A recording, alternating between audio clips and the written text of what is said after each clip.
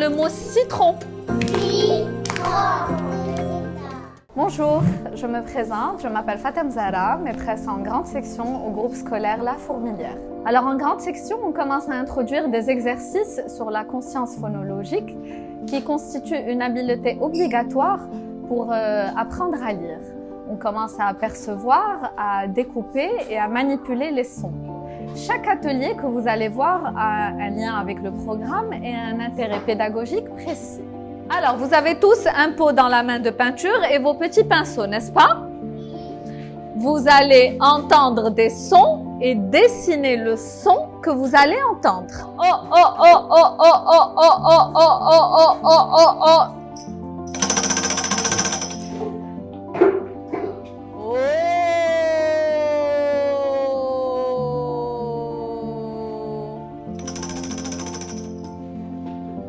Le premier, c'est peindre les sons à la manière d'Hervé Tullet. Hervé Tullet, c'est un artiste, illustrateur, auteur français de plusieurs livres interactifs. Il propose des jeux d'écoute active qui sont la base de la phonologie. Il joue sur les rythmes et sur l'intensité des sons pour que chaque enfant puisse exprimer avec son corps son ressenti. C'est aussi un très bon exercice de concentration et d'attention. Alors, premier personnage, je suis un monsieur, j'adore faire des blagues et je tiens ma canne à l'envers. Monsieur A. Et comment il fait monsieur A? Très bien. Je travaille dans un cirque. Je suis déjà tombée en faisant des acrobaties. Je suis monsieur... Et comment est-ce qu'il fait?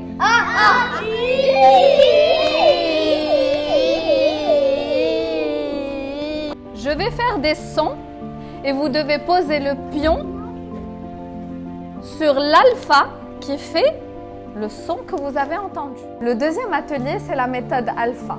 Alors la méthode alpha, elle a été inventée par une orthophoniste suisse qui a donné vie à des petits personnages avec des caractéristiques en lien avec le son qu'ils émettent. C'est une manière ludique et concrète de rentrer dans la lecture. Presque naturellement, il y a une conscience phonologique qui va se créer et une correspondance phonème-graphème, comme on le voit, vu que les petits personnages ont exactement la forme de l'alphabet en script.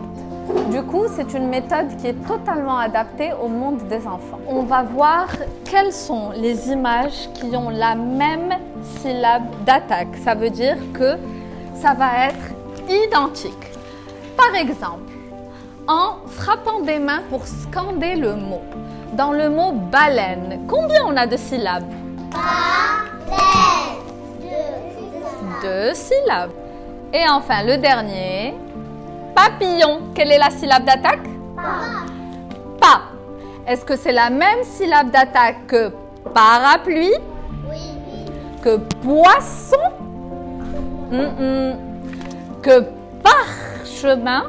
Entourez les mots qui ont la même syllabe d'attaque que baleine. On est là. Baleine. Entoure les mots qui ont la même syllabe d'attaque que baleine.